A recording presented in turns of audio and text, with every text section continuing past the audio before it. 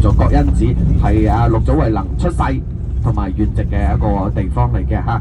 當然啦，我哋咁早過嚟亦都啱。因為咧我頭先聽到網上講一句話，佢就話通常咧我哋拜呢啲佛教門地啊，就唔適宜下午拜嘅。咩原因咧？咁樣呵？跟住咧佢話梗係啦，下午嘅時候啊，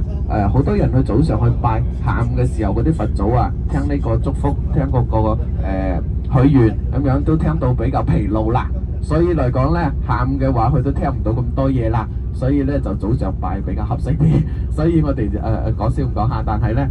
嘅意思都係嗰個意思，就係話早上去拜更加之合適。其實咧我換一個角度嚟講啦，就係因為好多時候去嗰啲山喺嗰個山上嘅咁樣啊，嗰啲寺廟喺個山上嘅，通常啲人咧就早上行山登山上去啊嘛。咁你到下午嘅話，你叫人哋下午先去許願咁樣，人哋晚上你就要收留人哋一晚啊。跟住咧，當其時仲有嗰個咩韋馱菩薩又話嗰條柱啊放住喺個地度咧，就